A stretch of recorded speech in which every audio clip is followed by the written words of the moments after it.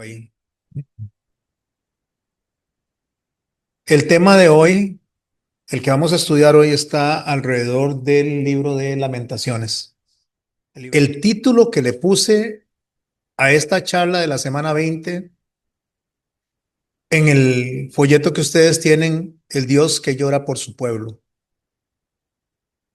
Pero una vez que estoy desarrollando un poco más el tema, se me vienen dos subtítulos que me nacen debido a lo que voy escribiendo. Uno es cuando las lágrimas tienen razón y el otro sería después de la advertencia. Y este después de la advertencia es el que me dio como más conexión con el texto central que vamos a estudiar hoy y con el desarrollo del estudio que vamos a hacer hoy. El texto que vamos a utilizar está en Lamentaciones, capítulo 3, versos 22 y 23. Dice así la palabra del Señor. Por la misericordia de Jehová no hemos sido consumidos, porque nunca, y puedes subrayar eso, nunca decayeron sus misericordias. Nuevas son cada mañana, grande es tu fidelidad. Y esto, cuando leemos este texto, me gustaría que tengan presente esto que acabo de puntualizar. Nunca decayeron sus misericordias. Cuando la palabra de Dios dice que nunca decaen las misericordias de Dios, no significa tampoco que la gente crea que es que Dios no va a ejercer su juicio o no va a castigar a un individuo que esté contrario a su voluntad y a su carácter. Pero en medio de esto experimentamos la misericordia de Dios también. Y ese es el centro de lo que vamos a aprender hoy. Aquí hay algo extraordinario en este libro de Jeremías, perdón, en este libro de Lamentaciones escrito por Jeremías. Si usted analiza todo el libro, y ahora vamos a ver los 5 actos o escenas en que el libro se presenta, es un libro que se podría tomar o se le podría ver como el libro oscuro de la Biblia. ¿Por qué razón? Porque Jerusalén cayó, porque el templo fue destruido, porque la ciudad se encuentra en ruinas, porque los muros están derribados y el pueblo fue llevado en cautiverio por 70 años. Entonces, por eso se le conoce como el libro oscuro. Pero resulta que cuando analizamos a profundidad lo que pasó con el pueblo de Israel, fue algo que fue advertido, pero no se lo tomaron en serio. Más bien, prefirieron prestarle atención al oído o prestar su oído a los falsos profetas, a falsos predicadores. Algo que no es muy diferente, mis hermanos y mis hermanas, en el día de hoy. Hoy, cuando uno viene y trae un mensaje bíblico, 100% bíblico, no solo nosotros, sino todos los hermanos que predican alrededor del mundo, mensajes bíblicos, a la gente no le gusta eso. A la gente le gusta que le endulcen el oído, que le digan que bueno es, que es maravilloso, que todo gira alrededor de la persona, que Dios tiene todo para nosotros. Y eso suena bonito, pero eso es mentira. Las cosas no giran alrededor de nosotros. Todo gira alrededor de Jesucristo. Él es el Rey, Él es el Señor, Él es el que recibe toda gloria. Por Él se dobla toda rodilla. Por Él toda lengua confiesa que Él es el Señor. No es alrededor de nosotros, pero al ser humano le gusta. Al ser humano le gusta que le digan que qué bien hace las cosas, que qué bonito le salen. Esa es parte de la naturaleza del ser humano, de la naturaleza caída, el egocentrismo. Dígale usted a una persona que hace algo, un alimento, y dígale que qué rico le quedó y se va a sentir contento. Dígale que no le gustó y se va a enojar. Dígale que qué bien lo que está haciendo y se va a sentir feliz. pero usted le dice, no, es que eso que estás haciendo no le queda bien y no le va a gustar. ¿Por qué? Porque el ser humano no le gusta que le digan no, no le gusta que le digan está mal, estás equivocado. Es la parte natural, y eso le sucede justamente a la mayoría de las personas cuando escuchan la Biblia. La Biblia debe producirnos a nosotros dos cosas.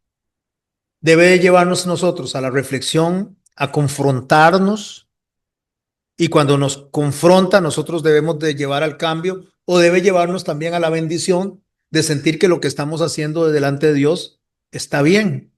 Pero no podemos quedar ni en neutro, como que no nos dio ni fu ni fa, como dice una de mis enseñanzas, porque la Biblia no queda en el centro. La Biblia siempre tiene que producir algo. La palabra de Dios siempre tiene que producir algo en nosotros. Y cuando digo siempre, siempre.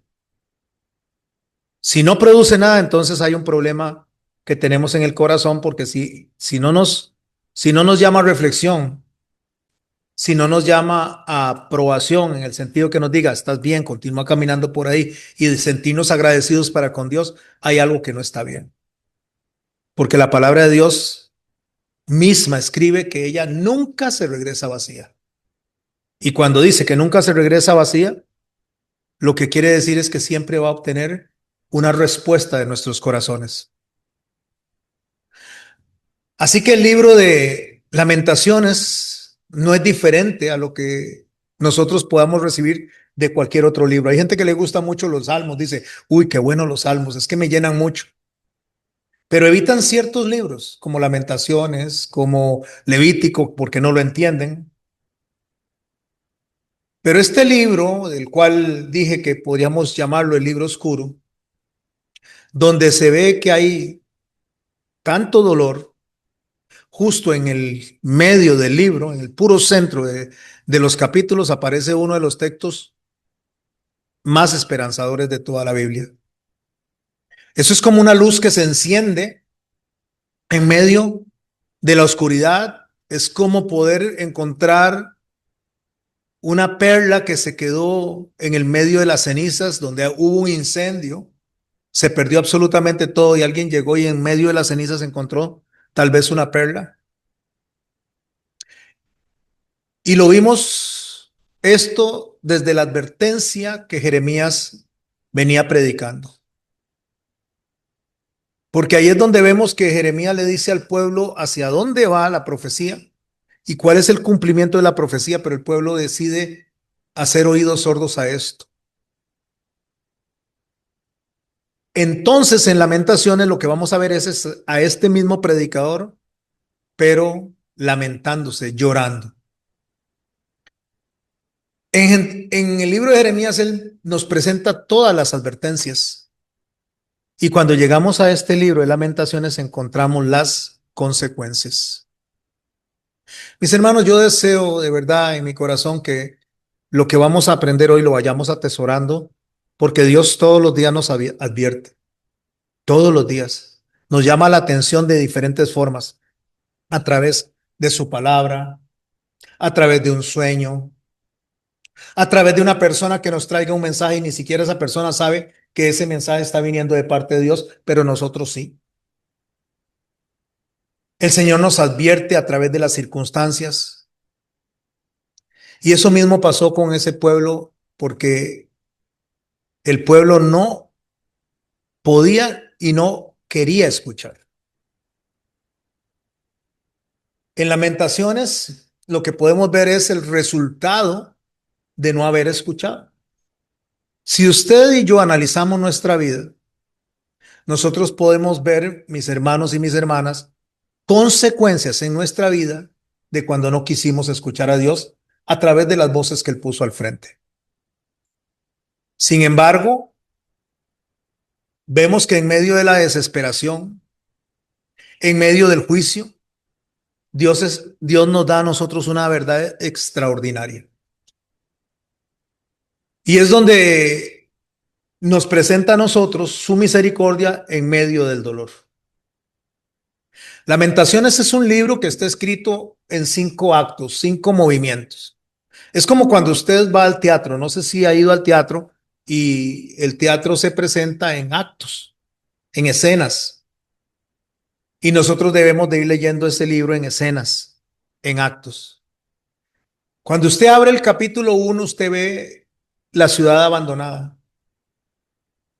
Jerusalén pasa de ser la reina, de ser delante de los ojos de Dios la protegida, a ser la abandonada. Pasa de ser la reina a ser la viuda. Jerusalén pierde absolutamente todo. Después viene el capítulo 2, que según sería la segunda escena, y es donde el juicio de Dios es real. Se dan cuenta de que lo que Jeremías estaba diciendo y profetizando se cumple. Y ahí es donde Jeremías reconoce algo difícil, algo que muchas veces el ser humano, y cuando hablo del ser humano, voy a hablar en particular del creyente, no entiende o no quiere reconocer. No fue Babilonia, aunque Babilonia fue usado, el que destruyó Jerusalén, destruyó el templo y se lo llevó en cautiverio. Fue Dios quien permitió todo ese juicio. Si nosotros entendiéramos que lo que nos pasa a nosotros en la vida, no solo lo bueno, cuando nosotros queremos hablar de lo bueno y decir, ay, es que Dios es tan bueno, es que viera que me bendijo con esto, me bendijo con aquello. Y cuando viene disciplina, cuando viene castigo, cuando pasamos por situaciones difíciles, pensamos que Dios no está en la escena. Y eso no es cierto. Dios está en todas las escenas porque Dios tiene el control perfecto de absolutamente todo. Lo que nosotros tenemos que preguntarnos cuando estamos en un escenario de tragedia, en un escenario de dolor, en un escenario oscuro, tenemos que preguntarnos algunas cosas. ¿Esto que estoy viviendo es causa mía? O sea, yo propicié esto por ser desobediente, por ser testarudo, por no querer poner oído a lo que Dios me estaba advirtiendo. O puedo preguntarme, ¿esto es consecuencia de alguien cercano a mí, llámese familiar, llámese en el trabajo, llámese en la escuela, que me produjo este dolor? No fui yo, pero esta persona, y yo no escuché tampoco las advertencias de alejarme de ciertas personas o de alejarme de ciertos escenarios. Y como no me alejé, las consecuencias también me abrazan porque no pude escuchar a Dios advirtiéndome de eso. O tal vez no es nadie cercano, sino que son las circunstancias del país, las circunstancias del mundo, las que nos está llevando a nosotros por un camino de dolor y de tragedia, porque ya está profetizado por Dios. Y no nos vamos nosotros a ver exentos de que si hay una sequía mundial no nos afecte. No vamos a estar exentos de que si hay un problema a nivel mundial de manera financiera o de escasez de alimentos, cualquier cosa, no nos veamos afectados porque vivimos en este mundo. Por eso el Señor Jesús dijo que en el mundo hallaréis aflicción, pero no teman, yo he vencido al mundo. Él no está diciendo que la aflicción no nos va a alcanzar. Él nos está diciendo que Él está con nosotros en medio de la aflicción.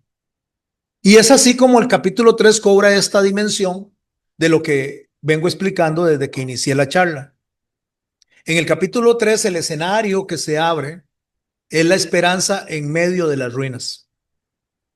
Me gustaría que leyeran el libro de Jeremías durante la semana.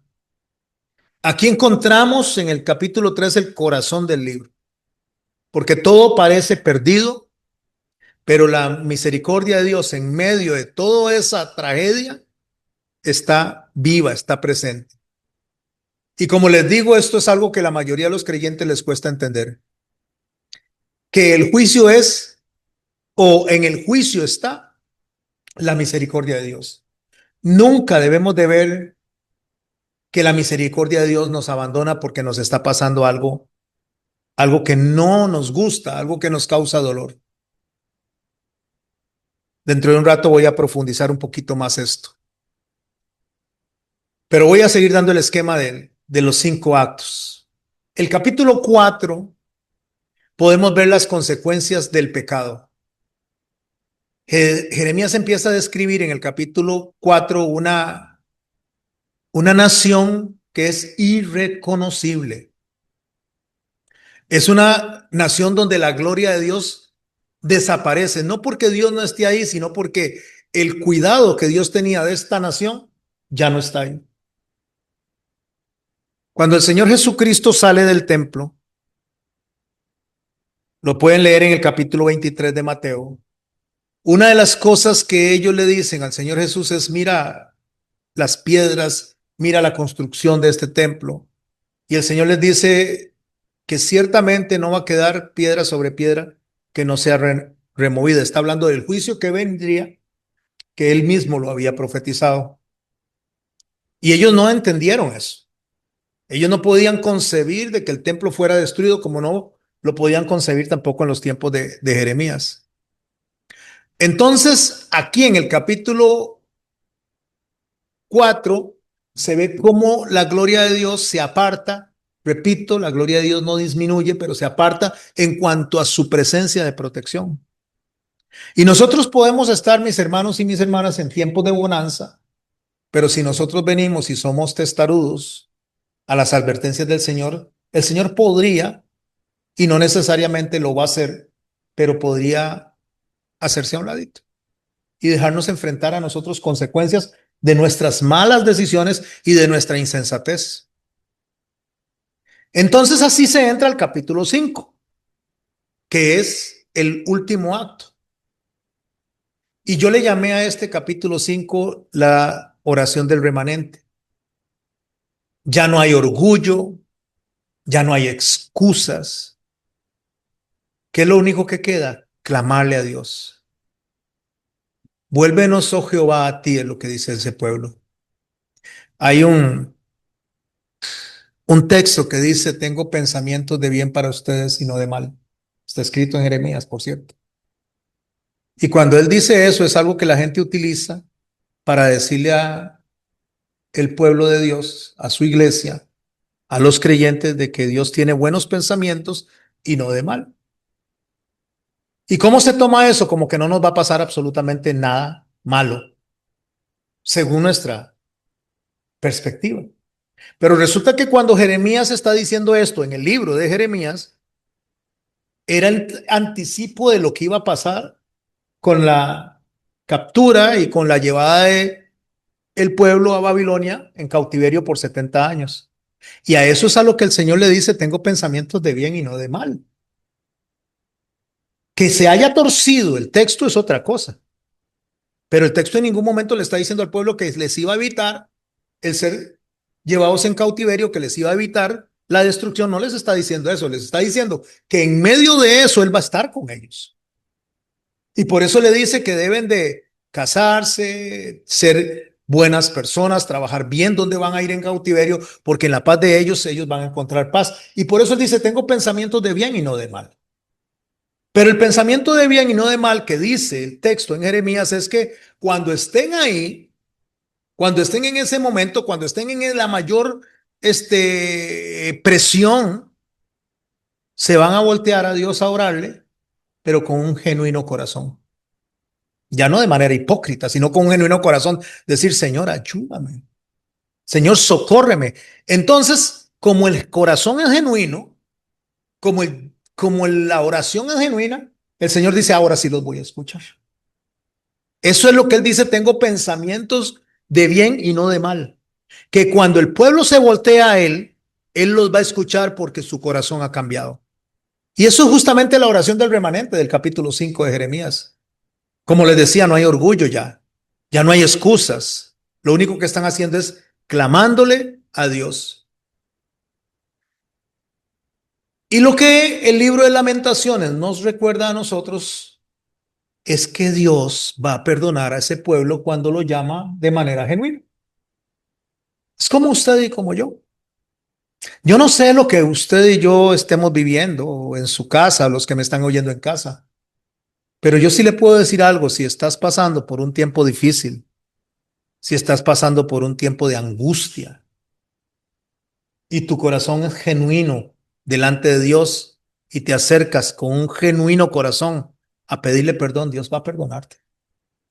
Porque la palabra de Dios dice que Dios no desprecia un corazón contrito y humillado. Pero el corazón soberbio Dios lo deja pasar por alto. Entonces, eso es lo que el libro de Lamentaciones nos enseña a nosotros. Nos recuerda que Dios está presto para perdonar, pero también nos recuerda que las decisiones que tomemos nosotros siempre, y puedes subrayar, siempre tienen consecuencias. Quizá yo creo que la enseñanza más importante es esta, que en medio del juicio, en medio de la disciplina, en medio del castigo, no hay ausencia del amor de Dios. Mis hermanos, la palabra de Dios dice que el padre que ama a su hijo lo disciplina. Cuando usted ha tenido que disciplinar a sus hijos, especialmente cuando están chiquitos, porque ya grandes se tiene que dar otro tipo de disciplina. Cuando están chiquitos, usted no le gusta. Es más, si le hacen ojitos de tristeza, usted dice, no, como se le parte el corazón. Pero resulta que el no disciplinarlo más bien conlleva a que este niño no aprenda, no corrija su camino y es como si no se le amara. Disciplinarlo, aunque a uno le sienta en el corazón ese dolor de tener que hacerlo, le va a llevar a este niño a corregir camino. Por eso el padre que ama a su hijo lo disciplina y en el juicio el amor de Dios no es ausente. El problema es que debemos de entender que la acción de Dios hacia nosotros, cuando Él tiene que disciplinarnos, es consecuencia de un amor que ha sido rechazado demasiado tiempo. Y subrayo demasiado tiempo. Porque el Señor nos habla a nosotros de una manera hermosa, con lazos de amor, dice en el libro de Oseas. Pero si nosotros persistimos en rechazar ese amor, esa advertencia, Dios va elevando el tono de la llamada de atención hasta que tiene que entrar justamente a sacudirnos porque Dios no quiere que nos perdamos, Dios quiere que nos salvemos. Entonces, cuando analizamos esto, las lágrimas de Jeremías no nacen cuando Jerusalén cae. Nacieron mucho antes. Y él empieza a llorar cuando Jerusalén deja de escuchar. Como cuando usted le llama la atención a un hijo y el hijo no escucha y no escucha y usted sabe el camino por el cual va a ir. Cuando usted le advierte y le dice, no se junte con estas personas porque estas personas no le van a llevar a usted a bien, le van a traer dolor y usted sabe que va de camino al dolor, pero el muchachito quiere insistir en caminar en esa dirección. Y usted muchas veces, por mucho que quiera hacerlo, no lo puede evitar. Entonces ahí empiezan las lágrimas de una madre, las lágrimas de un padre, de ver que el muchacho va caminando hacia la perdición. Y así fue con Jerusalén. Fue mucho tiempo antes de la caída de Jerusalén que las lágrimas de Jeremías se estaban presentando. Y eso nos ayuda a nosotros a ver a Jeremías como una prefigura de Cristo. Porque mientras observamos nosotros a Jeremías sentado entre las ruinas de Jerusalén llorando, nos encontramos en presencia de un profeta que está llorando por una ciudad que no quiso escuchar. Me contaba mi esposa de una señora que le había advertido a su hija que no hiciera cosas indebidas. Entre esas cosas que hizo fue introducir, si no me equivoco, un teléfono, fue así, mi amor, un teléfono, introducir un teléfono a prisión y la agarraron, o sea, la lograron descubrir y le metieron 8 años de cárcel. Y la mamá le dijo a la muchacha, cuando ya la dejó para que la llevaran a prisión, le dijo, bueno, mi amor, yo te amo, te veo dentro de 8 años. Te veo dentro de 8 años. Porque yo te lo había advertido. Yo te lo había dicho y quisiste caminar por ahí, yo por ahí no camino. De ahí sale una canción que yo hice, por ahí no camino, la pueden buscar en YouTube. Porque cuando usted a un hijo le empieza a caminar con él en medio de los desaciertos, si es un hijo que se mete en drogadicción o si es un hijo que se mete en asuntos incorrectos, va a terminar en prisión. Lo que sea que haga, si usted camina ahí, usted va a caminar en la autodestrucción también.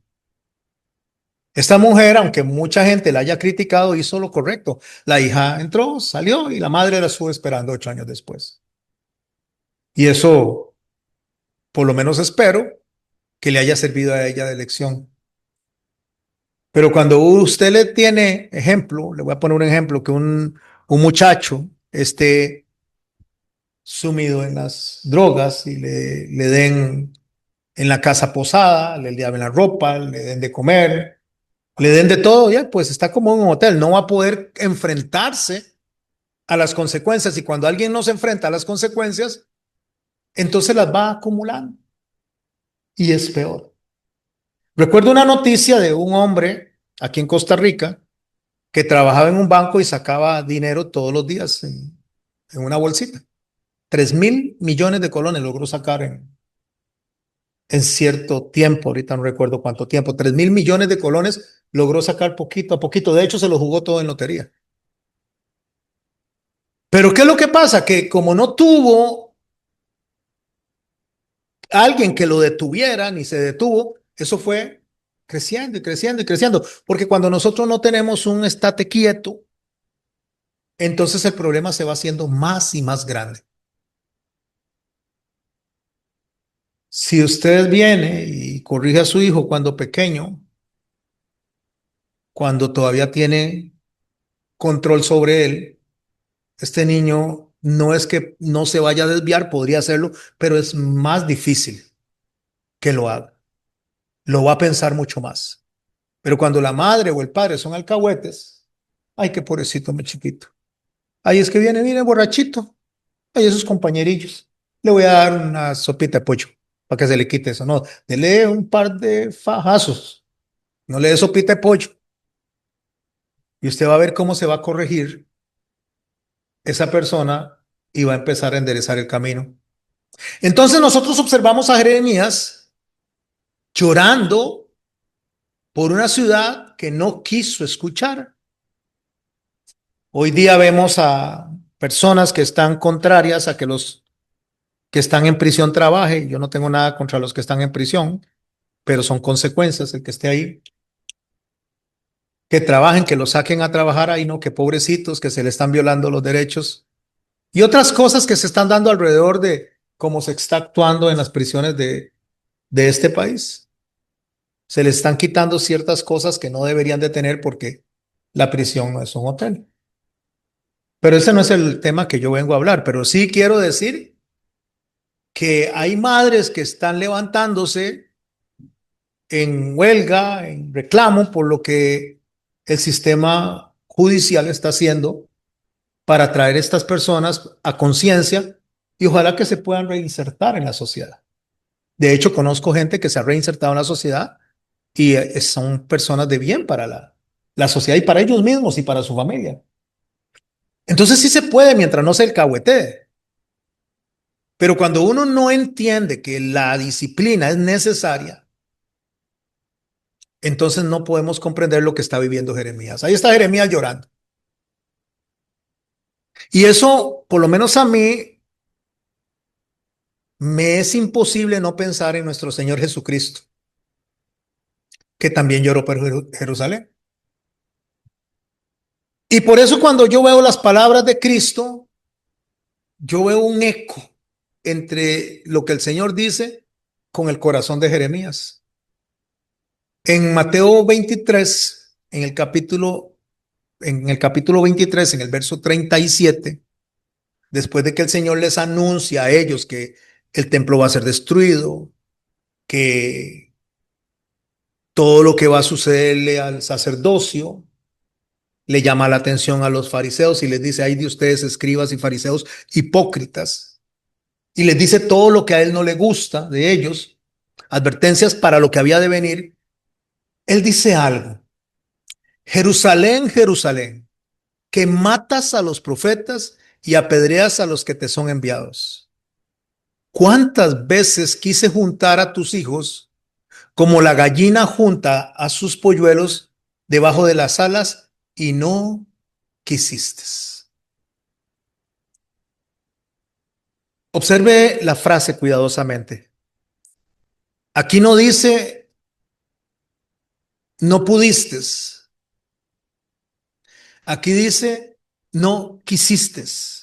No quisiste que yo los protegiera, no quisiste que yo los guardara bajo las alas. Y es una de las tragedias más importantes, mis hermanos, en toda la Biblia. Porque no es solamente el pecado, no es solamente la rebelión, es el rechazo persistente al amor de Dios en nosotros, donde nos llama la atención. Pero la soberbia nos gana, el orgullo nos gana, la incapacidad de nosotros de poder entender que lo que Dios está haciendo con nosotros es cuidándonos, es protegiéndonos. De hecho, lo que el Señor Jesucristo estaba diciendo en ese momento es, yo quise protegerlos, yo quise guardarlos, yo quise cubrirlos, yo quise salvarlos. Y nos da una imagen muy hermosa, muy conmovedora, y es la de una gallina. ¿Cuántos han tenido gallinas? Las gallinas son sumamente cobardes. Las gallinas, por lo que sea, salen cacareando y salen huyendo una vez que usted las va a enfrentar. Usted no ve una gallina que se enfrente con usted, mire, sale huyendo. Pero cuando la gallina tiene pollitos, eso es otra cosa. La gallina se enfrenta a cualquier persona y a cualquier animal. Yo he visto gallinas enfrentarse incluso hasta leones, enfrentarse a animales que la van a matar, pero a ella no le importa porque por los pollitos ella da la vida. Y esa es la imagen que el Señor está poniendo, no porque Él sea cobarde, sino para demostrar la fuerza, el amor, la entrega de una gallina por salvar a los polluelos. Una gallina extiende sus alas para cubrir a los polluelos. Y si tuvieron gallinas, obsérvelas. Ella no anda corriendo detrás de los polluelos y dice, ven, usted se mete aquí. Venga el otro, métase aquí. No, ella solo abre las alitas. Y los polluelos se meten debajo de sus alas porque sabe que viene el peligro. Ella no los empuja, ella no los obliga, solo los llama a refugiarse y los pollitos de manera natural se meten en las alas de la gallina. Y eso es lo que dice, eso es lo que yo quise hacer con ustedes. Eso es lo que yo quise hacer contigo, protegerte. Y a cada uno de nosotros nos dice, cada vez que yo les he enviado a un mensajero, cada vez que les he enviado un ángel, cada vez que les he enviado el mensaje, cada vez que les he hecho una advertencia, es porque estoy abriendo mis alas para que ustedes encuentren refugio. Pero no quisieron. Y de repente entendemos nosotros mejor el dolor de Jeremías. Porque las lágrimas de Jeremías no van a nacer de la destrucción solamente. Ya él sabía que iba a ser destruido Jerusalén. Las lágrimas nacen porque Jerusalén rechazó una y otra vez la protección de Dios. Por eso es que Lamentaciones no es un libro sobre las ruinas, es un libro de un amor rechazado. Ahí viene el lamento. Ahí viene el lloro y el crujir de dientes, dijo nuestro Señor, cuando no somos obedientes. Yo quiero que lo analice desde usted mismo. Cuando su papá o su mamá le dijeron no haga esto y le salió mal, y usted llegaron diciendo mamá, tenía razón. Las mamás tienen algo en particular. El hijo va a ir a saltarse una cerca, voy a decir, y la mamá no dice nada, el chiquillo se salta a la cerca y se la salta y se la salta y nada le pasa. Pero llega la mamá y le dice, no se salte esa cerca porque se va a caer. Y hace a saltarla y se cae. Entonces los chiquillos dicen, no me eche la sal, dicen. Pero es eso que produce una madre cuando quiere proteger a su hijo y el hijo rechaza ese amor. Es como que automáticamente se abre una puerta para decirle y enseñarle a ese muchacho, mire lo que está rechazando. Y es donde podemos volver nosotros al tema que estudiamos la semana pasada en Jeremías 31. Porque el invalidar el pacto del pueblo de Israel no fue el quebrantar las reglas solamente, fue responder indiferentemente al amor que estaba buscando protegerlos.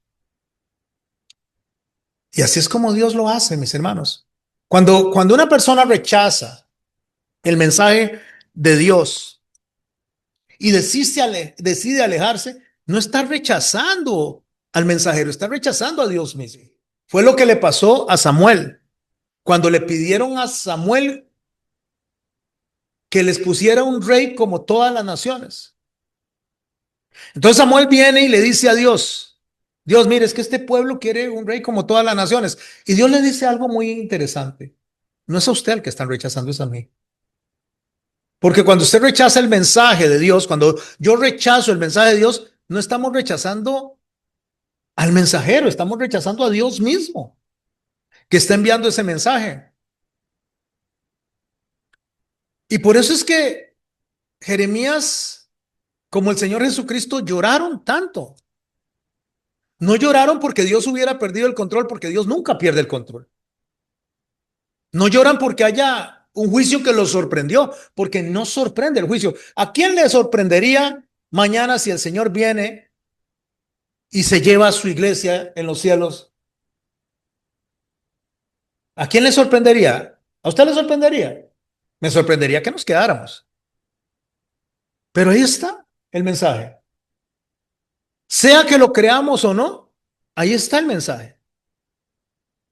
Ahora, si no pasa eso, es mejor estar apercibidos de lo que sí podría pasar. Una vez, o sea, lo que quiero decir, mis hermanos y mis hermanas, es que al final de cuentas, el mensaje del Señor es veraz. De hecho, Dios es veraz y todo hombre es mentiroso. Ah, pero los hombres, dijo Lenny una vez allá en la casa de la hermana Kimberly. Pero los hombres, no, no, cuando digo hombre es hombre y mujer. Entonces, mis hermanos, cuando Jeremías está llorando, está contemplando la tragedia desde antes de que esta pase. Lo mismo Jesús está contemplando la tragedia antes de que esta pase. Porque la ciudad, el pueblo pudo haber corrido bajo las alas de Dios. ¿Y qué fue lo que prefirió? Permanecer fuera de ellas. Y aún así, mis hermanos y mis hermanas, tanto en Jeremías como en las lágrimas de Jesucristo, las lágrimas nunca fueron ni han sido la última palabra. Porque detrás del juicio,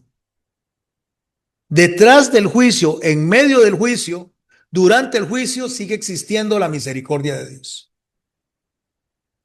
O no hay misericordia cuando el Señor viene y nos dan un diagnóstico y resulta que el Señor en ese diagnóstico que no nos es favorable, el Señor nos sostiene, estoy hablando de diagnósticos médicos, el Señor nos sostiene y nos hace salir adelante.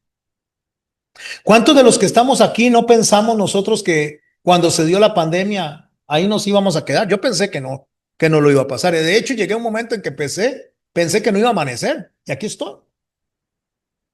Entonces, al final de cuentas, la misericordia de Dios permanece en todo el proceso que nosotros estemos pasando, sea por nuestra propia culpa, porque caímos en errores de otros y fuimos arrastrados, o porque estamos sufriendo las circunstancias de un pueblo, un país o el mismo mundo. Pero cuando usted analiza detrás de las ruinas, sigue existiendo esperanza.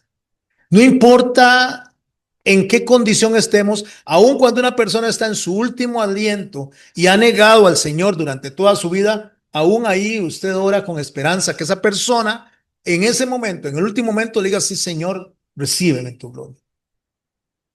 No importa si duró 40 años, 60 años, 80 años rechazando al Señor, usted tiene la esperanza que en el último instante, en el último aliento de esa persona, lo que diga es, Señor, recíbeme, por favor.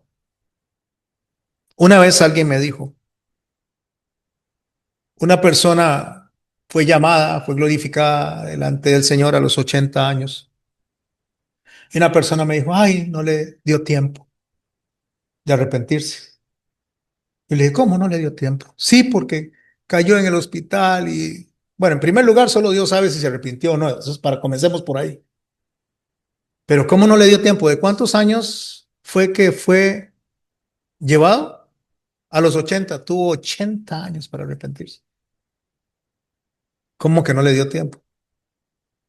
Nosotros pensamos que es que el Señor va a venir y va por siempre y para siempre a dejarnos vivir eternamente sin que se cumpla lo que el Señor dice en la misma palabra, que es que todo hombre muera y después de esto venga el juicio. Algo que le acontece a todo ser humano, incluyendo a las bestias, dice Salomón. Pero aún en medio de eso sigue existiendo la esperanza. Y detrás de cada una de las lágrimas que usted derrame o haya derramado, sigue existiendo un Dios que continúa llamando, vuélvanse a mí. Entre las ruinas de Jerusalén, Jeremías descubrió algo que sigue siendo una gran verdad para usted y para mí hoy.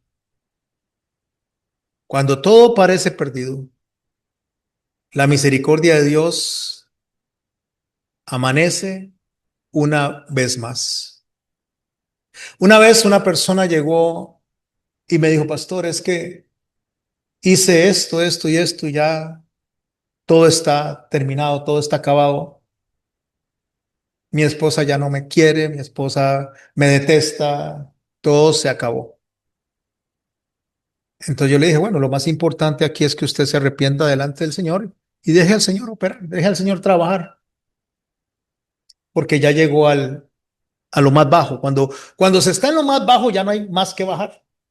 Cuando usted está en el puro charco, cuando una persona está en un caño porque ha consumido alcohol, drogas y está en ya no hay más que bajar, solo queda ver para arriba y pedir perdón. Y cuando eso sucede, mis hermanos y mis hermanas, y recordamos que la misericordia de Dios está ahí presente, tenga la seguridad que aún de un corazón genuinamente arrepentido, el Señor va a darle la oportunidad de levantarse. Y subrayo genuinamente arrepentido, porque un genuino arrepentimiento lleva a cambio, lleva a fruto de arrepentimiento. Si una persona viene y pide perdón, pero mañana está haciendo lo mismo, eso no es un arrepentimiento. Ahora que tenemos este cuadro de la enseñanza completo, por lo menos los puntos que quería tocar, estos puntos principales de cada escenario, voy a volver al verso escogido y lo voy a leer.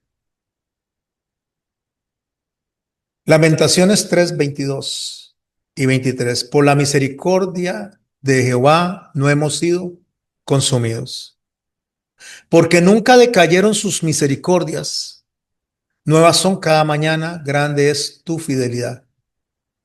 Cuando usted lee este verso de manera aislada, parecería que aquí hay una declaración de victoria. Pero cuando usted lo coloca dentro del contexto en que les expliqué hasta este momento, en el contexto de todo el libro, entonces lo podemos ver con una profundidad enorme. Porque vimos, mis hermanos, que el texto no está describiendo nada desde la comodidad. No está escribiendo desde la prosperidad. No está escribiendo desde cuando el templo estaba construido. Está el texto siendo escrito desde las ruinas. Y justamente aquí es donde Jeremías dice, por las misericordias, perdón, por la misericordia de Jehová no hemos sido consumidos. Escuche lo que no dice.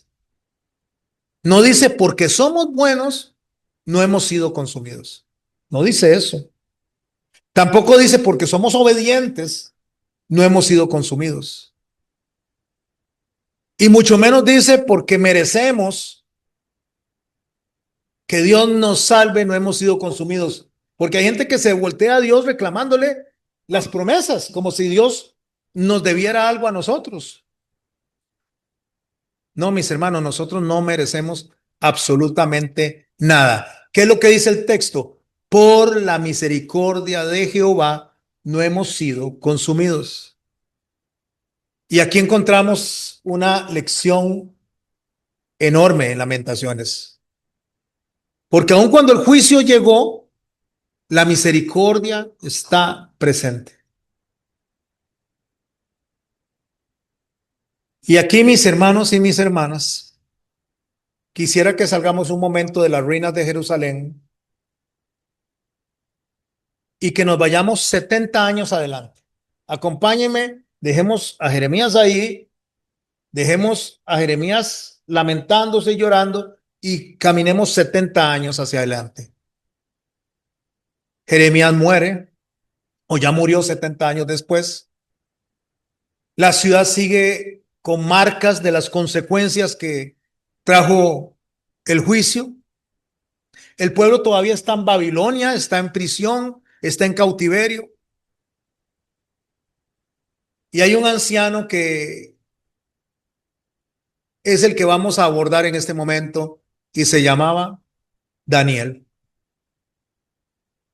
Daniel abre un texto, abre un pergamino y no está leyendo un periódico, no está consultando a políticos sobre estrategias, no quiere interpretar o no busca interpretar las circunstancias por él mismo. Daniel está leyendo la palabra de Dios y lo que ocurre ahí es que es justamente el libro de Jeremías el que él está leyendo. Él habla el libro de Jeremías y mientras él está leyendo, él encuentra esta promesa. Daniel capítulo 9, verso 2. Yo, Daniel, miré atentamente en los libros el número de los años de que habló Jehová al profeta Jeremías, que habían de cumplirse las desolaciones de Jerusalén en 70 años. Solo imagínese la escena. 70 años antes Jeremías estaba llorando, estaba viendo venir el juicio, pero ahora Daniel está leyendo las mismas advertencias que Dios dijo y descubre que el tiempo de los 70 años llegó a su cumplimiento. ¿Qué es lo que hace Daniel? ¿Qué es lo primero que hace Daniel? Lo primero que hace Daniel es orar. Y aquí encontramos una de las oraciones más extraordinarias de toda la Biblia, porque Daniel no comienza acusando a nadie. Por culpa de Babilonia. Por culpa de nuestros antepasados. Fue culpa de los políticos. No, Daniel 9 nos describe lo siguiente. Acompáñeme a Daniel capítulo 9, verso 4. Y oré a Jehová mi Dios e hice confesión diciendo: ahora, Señor, Dios grande, digno de ser temido, que guardas el pacto y la misericordia con los que te aman y guardan tus mandamientos. Hemos pecado, hemos cometido iniquidad, hemos hecho impíamente, hemos sido rebeldes y nos hemos apartado de tus mandamientos y de tus ordenanzas. No hemos obedecido a tus siervos los profetas, que en tu nombre hablaron a nuestros reyes, a nuestros príncipes, a nuestros padres y a todo el pueblo de la tierra. Y dice el verso 9, de Jehová nuestro Dios es tener misericordia y el perdonar, aunque contra él nos hemos rebelado y no obedecimos a la voz de nuestro Señor. Y leamos el verso 17.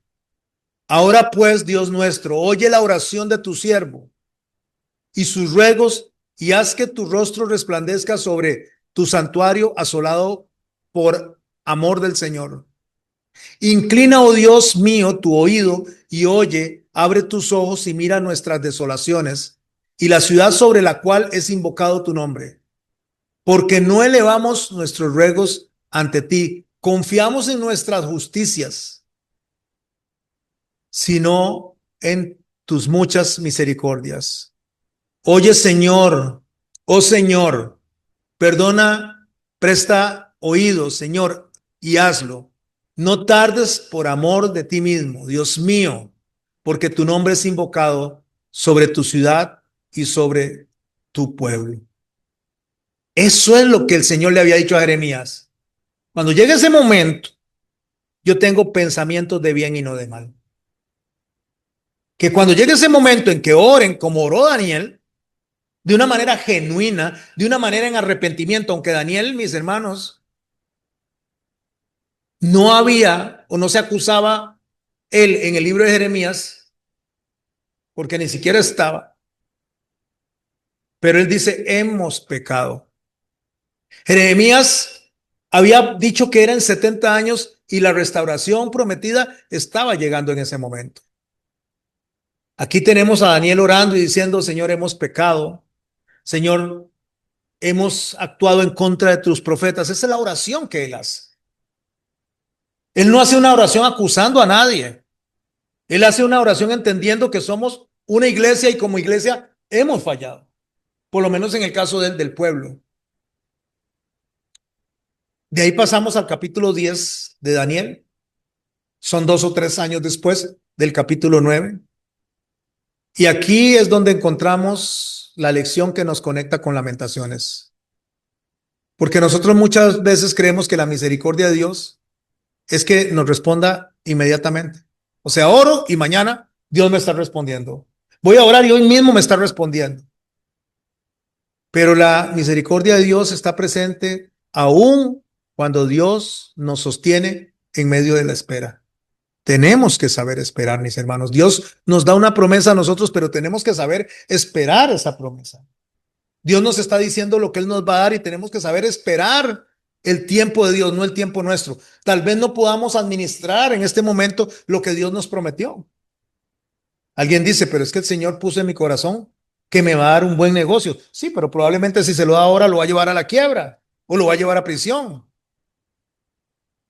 Por eso es que hay que esperar a que maduremos, a que podamos aprender para administrar las misericordias de Dios. Pero Dios no olvidó a Jerusalén. Dios no olvidó a Jeremías. Dios no olvidó a Daniel y mucho menos olvidó su promesa. Y ahí es donde de repente Daniel descubre algo detrás de esa historia visible que él tiene. Hay una realidad invisible. Mientras él oraba, mis hermanos en la tierra, había una batalla en los cielos que él no podía ver. Y es aquí donde está la enseñanza, mis hermanos y mis hermanas, que nos hace a nosotros poder encerrar y hacer un engranaje de todos los libros. Porque el silencio de Dios no significa que Dios esté ausente. Tampoco significa que Dios nos haya abandonado porque nos hace esperar. Porque ninguna espera en Dios significa olvido. Porque desde el primer día ya Dios está obrando en nuestras vidas. Desde antes que nosotros podamos ver la solución, ya Dios está trabajando en nuestras vidas. Tanto es así que el Señor dice que antes de que la palabra salga de nuestra boca, ya Dios tiene la respuesta. Pero la respuesta no significa que es ya. Podría ser mañana, podría ser un año, pero ahí está la respuesta. Y yo creo que esta es una de las verdades, mis hermanos, más consoladoras para quien esté viviendo su propia lamentación. ¿Está usted viviendo en este momento su lamentación, su lloro, su quebranto, sus propias lágrimas? ¿Está viviendo sus propias ruinas? ¿Está esperando que Dios le restaure, que le levante de ahí?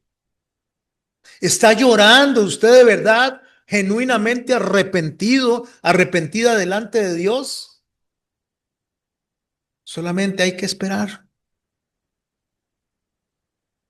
Porque la respuesta que Daniel recibió 2, 3 años después de su oración fue la siguiente. Desde el primer día en que dispusiste en tu corazón a entender y a humillarte delante de tu Dios, fueron oídas tus palabras. No importa, mis hermanos, si la respuesta no llega hoy. Ya Dios vio nuestro corazón y Dios empieza a trabajar en nuestra vida, en su vida. Y llegará el momento en que la respuesta empiece a abrazarle, empiece a ver las cosas diferentes. Pero el primer paso que el Señor dice es que cuando decidiste entender y humillarte delante de Dios, las palabras fueron oídas. ¿Sabe por qué? Porque la fidelidad de Dios en medio de lo que Jeremías iba a experimentar, en medio de las ruinas, es la misma fidelidad que Daniel está experimentando en ese momento. Y es la misma fidelidad que usted y yo seguimos experimentando. ¿Cuántos de los que están acá o los que están en casa dicen, si Dios ha sido fiel conmigo? Aun cuando las cosas me parecían tan lejos, pero al final de cuentas Dios cumplió con lo que me prometió. En segunda de Pedro, en el capítulo 3, en el verso 8 dice, mas, oh amados, no ignoréis esto, que para con el Señor un día es como 1000 años y 1000 años como un día. El Señor no retarda su promesa, según algunos la tienen por tardanza, sino que es paciente para con nosotros, no queriendo que ninguno perezca, sino que todos procedan al arrepentimiento. Después de que recorrimos la semana pasada las lágrimas de Jeremías, después de que llegamos hasta las lágrimas de Daniel,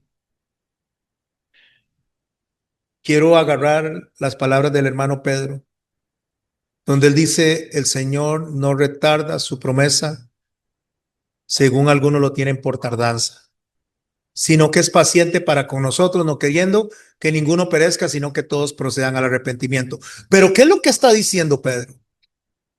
Pedro no está diciendo que todos se van a arrepentir, porque la historia humana y la historia bíblica nos enseña que no todo ser humano procede al arrepentimiento. Jerusalén escuchó a Jeremías. La gente que estaba alrededor de Jesús no escuchó al Señor Jesucristo. Y hoy día, en el 2026, muchos siguen ignorando la voz de Dios al día de hoy. Pero lo que Pedro nos está mostrando es que Dios sigue extendiendo su misericordia, sigue llamando al arrepentimiento, sigue diciéndonos cuánto nos ama, sigue dando una oportunidad, sigue llamando, sigue esperando. La pregunta no es ¿qué hará Dios?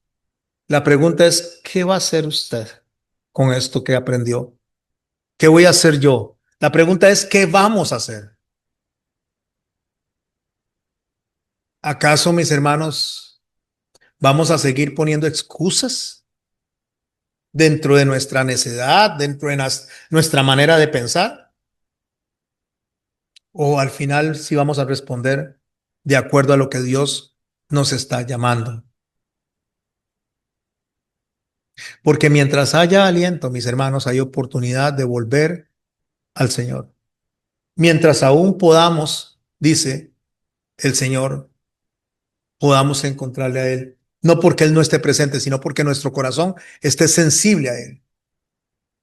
Yo espero, mis hermanos, que ustedes, yo, seamos de aquellos que no solamente escuchan la invitación del Señor, sino que seamos de los que regresamos al Padre, de los que vamos a atender el llamado del Señor y le vamos a decir, heme aquí, Señor, envíame a mí.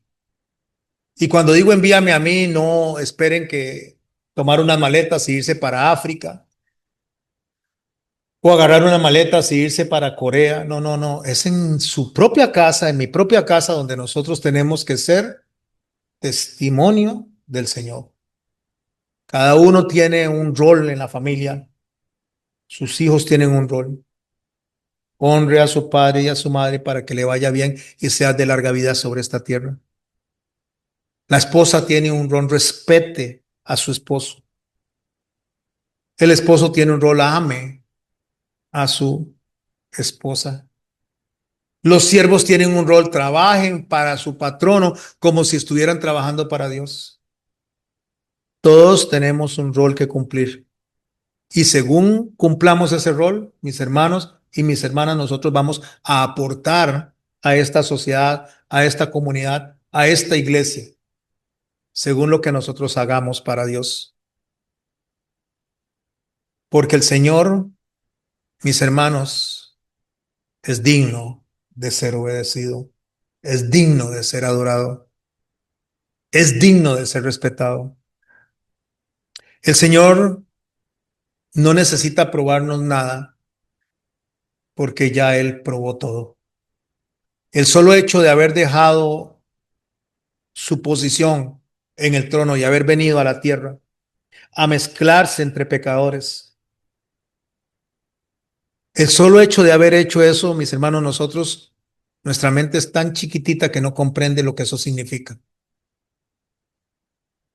Yo solo les puedo decir, mis hermanos, que el único que puede enseñarnos eso para darle gracias a Dios, ser agradecidos y corresponder a ese amor es el Espíritu Santo. Entonces, antes de terminar la charla, deseo dejarlos con un canto y que el Señor ministre sus corazones a través de este canto.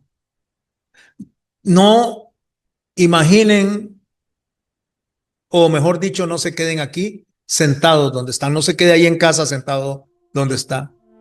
Incluso cierre sus ojos y vaya conmigo a la presencia del único que es digno, del Señor, Rey de Reyes y Señor de Señores. Escuchemos el canto y terminaríamos con la charla de hoy. Al único y sabio Dios, al eterno Rey de gloria, al que habita en luz perfecta, al que reina en majestad. Antes del principio eras, más allá de toda historia, tuyo es el trono eterno,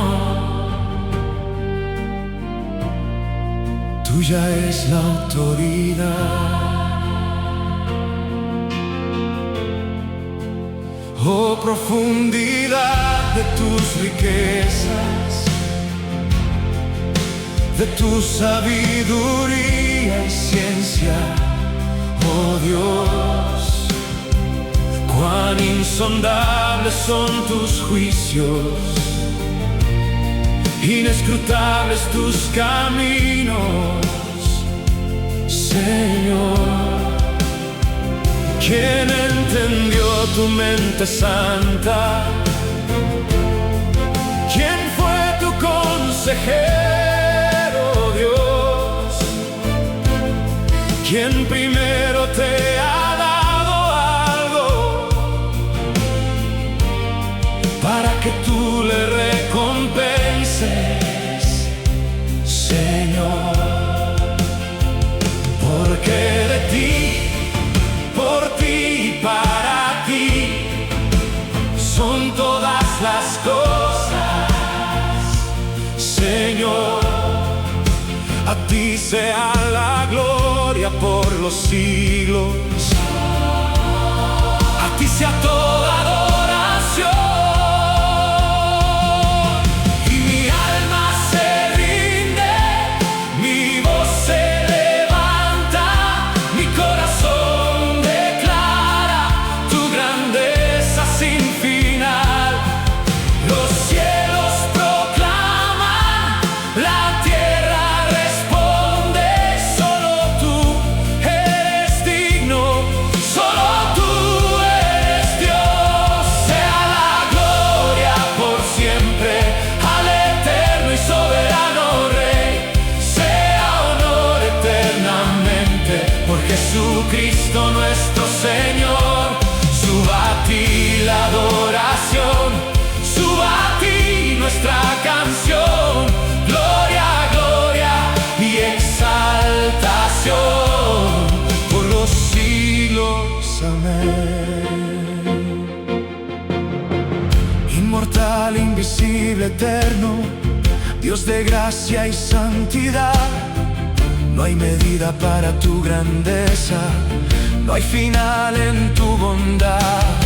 El firmamento anuncia la obra de tus manos, los cielos cuentan tu gloria, proclaman tu majestad. Tú sostienes las estrellas, ya llamas cada una por nombre, y aún así miras al quebrantado y restauras al humilde. Tu sabiduría es perfecta, tu consejo permanecerá. Lo que haces nadie lo impide, lo que dices se cumplirá. Y los reinos se inclinan, los poderes se callan ante el Cordero Santo que venció con su amor. Los ancianos adoran, los ángeles cantan, digno es el Cordero, digno es el Señor. Sea la gloria por siempre al eterno y soberano Rey, sea honor eternamente por Jesucristo nuestro Señor.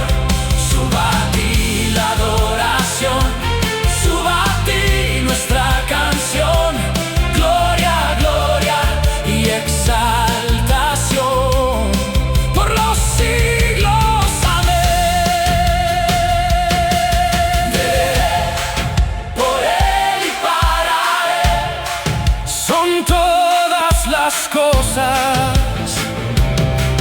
De Él, por Él y para Él sea gloria eterna.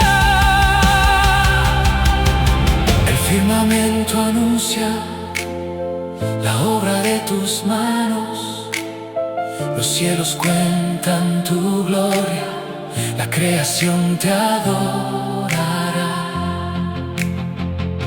Los cielos cantan, la tierra clama, la iglesia adora.